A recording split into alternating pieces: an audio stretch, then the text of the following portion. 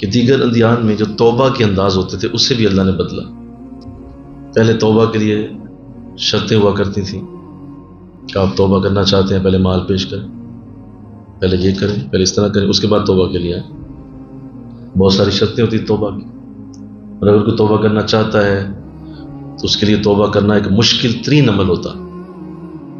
بادشاہ وقت کے سامنے جاؤ، وہاں جا کے کرو، اسے بتاؤ تم نے کیا گناہ کیا، جس کے ساتھ کیا ہے پہلے اس کو بلاؤ، اس کے سامنے معافی مانگو. یعنی توبہ اتنی مشکل تھی کہ اسے کرتے کرتے کئی لوگ، ہزاروں لوگ نہیں کرتے، کیسے کروں میں. تو اللہ نے اس پروسیس کو بھی امت محمدیہ کے لیے آسان کر دیا. ہمارے لیے صرف اتنا کہا الندامۃ التوبۃ، تمہارے اندر اگر شرمندگی آ گئی ہے تو یہی تمہاری توبہ. ہم نے اسے توبہ بنا دیا. تسلی رکھو، گناہ تمہارا معاف ہو چکا ہے. تو دیکھیے کس قدر خوبصورت دین ہے. مجھے کہو نا سبحان اللہ. انداز ہیں جو اللہ نے اسلام کے اندر رکھے. کوئی کپڑے کی قید نہیں، کوئی رنگ کی قید نہیں، بولیے، کوئی نسل کی قید نہیں، کوئی علاقے کی قید نہیں. اور سب سے بڑی چیز جو میری نظر میں ہے، جو بہت بڑی آسانی ہے، کہ کسی جگہ کو مقید نہیں کیا گیا کہ بھئی یہ علاقہ ہے تو اس علاقے کے لیے اللہ کی بارگاہ سے حکم آ گیا کہ یہ وہ جگہ ہے جہاں سارے آ کے عبادت کریں، اس کے سوا ہم قبول نہیں کریں گے. پچھلے دنوں میں ایسا ہی تھا، باقاعدہ نبی کو کہا جاتا اس جگہ جا کے وہاں نشان لگا کے آؤ، سارے یہاں آئیں گے تو عبادت ہوگی، اس کے سوا عبادت کا کوئی تصور نہیں ہے. ادھر پہنچنا پڑے گا، اندر آ کے بیٹھنا ہوگا. اب ساری امتیں وہاں پہنچتی تب عبادت ہوتی. اللہ نے امت محمدیہ کے لیے ساری زمین مسجد بنا، ہر جگہ مسجد، کسی بھی جگہ عبادت. یعنی اللہ نے یہ قید ہی ختم کر دی. اب اتنے آسان دین پہ بھی لوگوں کا عمل نہیں ہوتا، اور وہ اتنے آسان دین کو بھی اپناتے ہوئے 100 بار بہانے کرتے ہیں. ان کے پاس 1000 قسم کی دلیلیں. نہیں میں یہ نہیں کر سکتا، میں یہ نہیں کر سکتا، مجھ سے یہ نہیں ہوتا، مجھ سے یہ نہیں ہوتا، میں یہ نہیں کر پاؤں گا، میں یہ نہیں کر پاؤں گا. کاش اسے پتا چلے کہ پچھلے ادیان یا پچھلے دوروں میں کیا کیا ہوتا ہے اور کس طرح لوگ وہ ان چیزوں پہ عمل کر کر کے یہاں تک پہنچے ہیں. لیکن چونکہ وہ علم ہی نہیں ہوتا، وہ سمجھتا ہے شاید یہی دین اور یہی سب سے مشکل کام. نہیں، یہ سب سے آسان دین دیا ہے. پھر ایک کمال خوبی اس دین میں ایک اور رکھی گئی ہے جو اس میں آپ کی توجہ چاہوں گا. وہ یہ ہے کہ یہ عجیب بات ہے کہ یہ اس دین کے اندر جو ایک تو آسانی بھی ہے، اور میں نے جیسے کہا کہ باقی شریعتوں کا مجموعہ بھی ہے اور ساری چیزیں مل کر بنائی گئی ہیں. اس کے باوجود کہ یہ آسان ہے اور بڑا اس کے اندر گنجائشیں ہیں، بڑا اس کے اندر آپ کے لیے آپ کو ایک آسان رستے دیے گئے ہیں. اچھا ایسے کر لو، اگر کرنا چاہتے ہو تو ایسے کر لو، اگر کرنا چاہتے ہو بہت سارے آسان رستے دیے. اس کے باوجود لِيُظْهِرَهُ عَلَى الدِّينِ كُلِّهِ، اس کے اندر حاکم ہونے کی خوبی ہے. یعنی جو اس دین کو اپنا لے گا نا، وہ نیچے نہیں رہ سکے گا، اللہ اسے بلند کر دے گا، وہ حاکم بن جائے گا. اس سے اللہ لیڈرشپ کی خوبی کے ساتھ اس کے اندر یہ برکت اتاری جائے گی. یعنی اگر وہ صحیح دین پہ عمل کرتا ہے ضرور امام ہوگا، امامت کے شرف پہ لائے گا. کیونکہ یہ دین کے اوپر عمل کرتا ہے. لِيُظْهِرَهُ عَلَى الدِّينِ كُلِّهِ، قرآن نے کہا کہ یہ دین ہر شے کے اوپر غلبہ رکھتا ہے. یہ غلبہ پانے کی قوت خود ہی رکھتا ہے، اس کی نیچر میں ہی غلبہ ہے. اسلام دبانے والا دین ہے ہی نہیں. آپ دب نہیں سکتے. اگر آپ صحیح دیندار ہیں آپ کو دبانا ممکن ہی نہیں ہوگا. آپ کے اندر ایک ایسا نور اور برکت ہوگی، جہاں پہ آپ جائیں گے لوگ کہیں گے ان کی سنیں کیونکہ یہ آگے ہیں، دیندار آدمی. اور اگر آپ آج بھی دبے ہوئے ہیں اس کا مطلب آپ دیندار نہیں. دین کا آپ سے کوئی تعلق نہیں، دین کا آپ سے کوئی، اگر آپ دبی ہوئی زندگی گزار رہے ہیں، اسلام یہ نہیں، ہو ہی نہیں سکتا. اسلام کی فطرت میں اللہ نے یہ لچک دی ہے. اتنا ہی ابھرے گا، بولیے، جتنا دبا دو. جتنا اسے دباؤ گے اتنا یہ ابھر.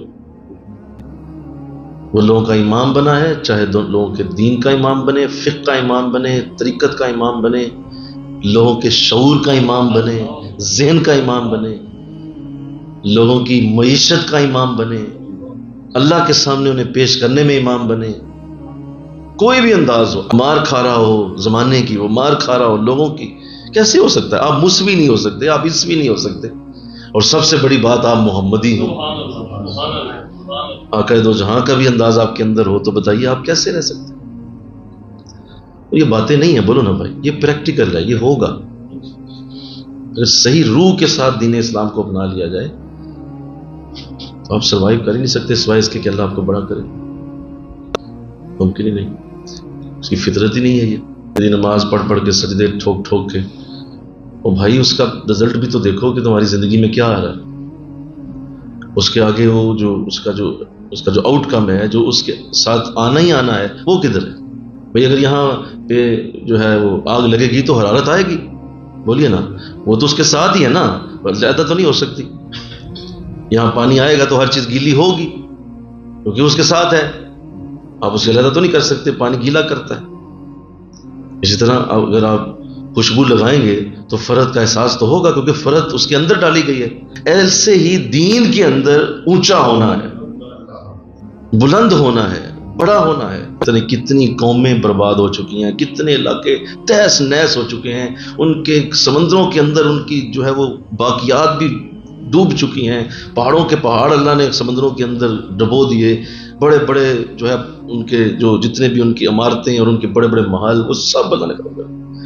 کتنی قومیں ختم ہوئیں، اور اس کے بعد ہم لوگ آئے اور ہم حضور کی امت میں شامل کیے، اور ہم دین اسلام والے لوگ، اللہ نے اس عظیم دین کو ہمیں دیا، ہم اس دین کے ساتھ زندہ ہیں اور ہمیں اس کی قدر کرنے کی توفیق۔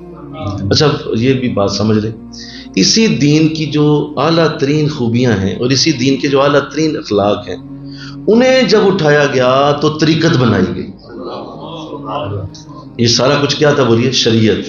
انہی کی جوس نکال کے، انہی کا رس نکال کے جو بنائی گئی، بولو وہ طریقت ہے۔ طریقت نقشبند ہے، طریقت قادریہ ہے، طریقت شاذلیہ ہے، چشتیہ ہے اور صحبتی۔ تو یہ اصل میں انہی کا رس ہے، انہی کی جو اور خوبصورت اوپر سے جو کریم آتی ہے نا، بولو جو دودھ کے اوپر کریم کٹھی ہوتی ہے، اسے ملایا جائے تو طریقت بن جاتی ہے۔ اب بتائیے کہ اللہ کتنا پیار کرتا ہوگا ان سے جو شریعت پہ بھی چلتے ہوں گے، بولیے مل کے کہو نا سبحان اللہ، اور طریقت پہ بھی چلتے۔ یہ نہ صرف میری اس کی قدر کر رہے ہیں جو ہزاروں سالوں سے تک پہنچائی گئی، بلکہ ان کے بزرگوں نے جو اوپر جوس اکٹھا کیا وہ بھی پی رہے ہیں، آئے جو اس کے اوپر رس آیا ہوا ہے وہ بھی استعمال کر رہے ہیں۔ میرے کیسے اعلیٰ بندے۔ ایسا طریقت والوں کا تو مقام ہی جدا ہے، طریقت والوں کی تو لسٹ ہی علیحدہ ہے نا، بولیے وہ تو علیحدہ لوگ ہو گئے۔ شریعت والے تو ادھر آ گئے، اور اس کے اوپر جو بیسٹ لوگوں کو اللہ نے چنا وہ طریقت والے۔ اللہ اس کی توفیق دے دے، اور ہم جو ماشاءاللہ صاحب طریقت بھی ہیں اور بولیے صاحب شریعت بھی، ہم دونوں ہی ہیں، اللہ کا شکر ہے۔ اور طریقت کے اوپر بھی عمل ہے، شریعت پہ بھی ہے، دونوں چیزوں کو اٹھا کے چلتے ہیں، پھر دونوں چیزوں کی پھر ہم ترویج کرنے والے ہیں۔ نماز کی بھی لوگوں کو ہدایت دیتے ہیں، ذکر کرنے کا بھی کہتے ہیں، لطائف کو بھی جاری کرنے کا کہتے ہیں، ساتھ یہ بھی کہتے ہیں بھائی آپ اپنے اعمال اپنے اخلاق بہتر کیجئے، ساتھ آپ رمضان کے روزے بھی رکھیے، ساتھ آپ جمعہ بھی کیجئے، ساتھ آپ ذکر بھی کریں، آپ اپنے تصور کو بھی، فنا بھی شیخ بھی ہوں، فنا پھر رسول بھی ہوں، بقا بھی شیخ بھی ہوں، بقا بھی رسول بھی ہوں۔ تو یہ ساری چیزیں طریقت کے ساتھ لے کے چلنا، شریعت کو ساتھ لے، بہت مشکل عمل ہے، لیکن اللہ جسے توفیق دے، جسے اللہ دے دے، دونوں چیزیں اللہ نے اس کو، اللہ آپ سب کو اس کی برکت دے۔